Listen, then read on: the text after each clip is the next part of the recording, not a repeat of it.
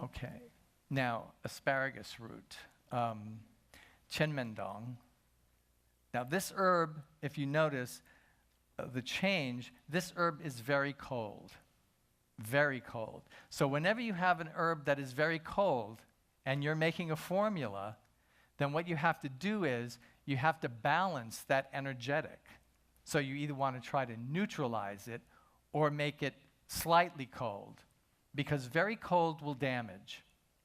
All right. So asparagus is usually not taken by itself. It has herbs in it.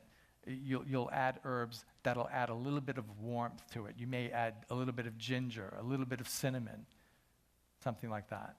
Okay.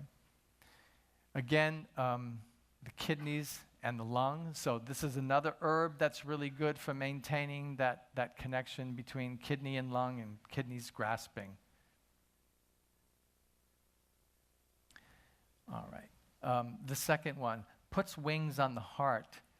The lore is that if you consistently consume asparagus root, especially the red asparagus, if you noticed on the picture there, that was more of the yellow asparagus, but there is some of it that comes out, and it's really, really dark red. And if you consume that asparagus for an amount of time, you will start to have dreams of flying. It lightens the heart. It literally puts wings on your heart. Okay, and Shen Tonic. So this is actually the first one that we come to, that in addition to being a lung tonic, this is also a Shen Tonic. And what that does is it actually calms, it has a calming effect on the central nervous system. So that's why it's considered a Shen Tonic. Okay, now these next herbs, these two, this is no longer a tonic herb. This is one of the medicinal herbs. But the reason that I included it in the discussion was because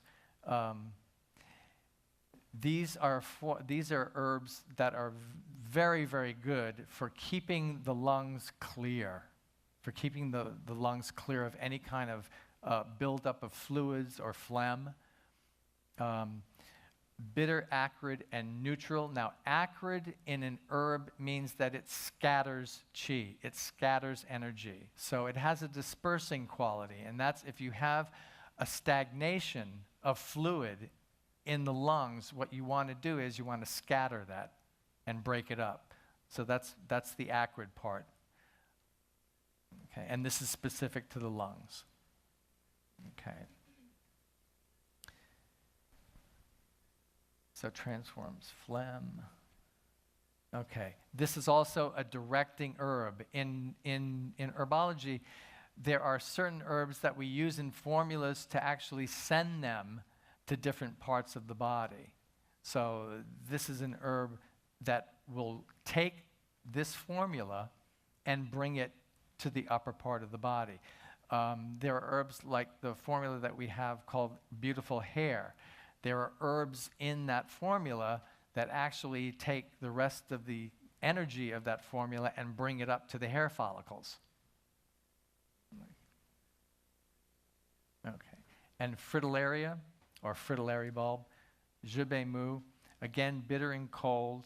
This is an herb that is also good for heat in the lungs, because usually when you start to get stagnation, when you start to get phlegm and things aren't moving, that'll start to create heat.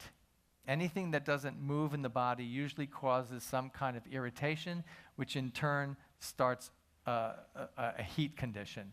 So this is an herb that's used to bring that heat down, and again, it's going to disperse the energy, it's going to scatter it, transform the phlegm, and again, direct the formula to the upper part of the body.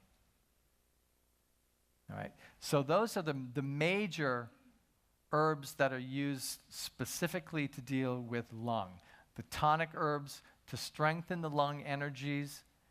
And these two medicinal herbs are the two that are used more for clearing the lungs and keeping them clean.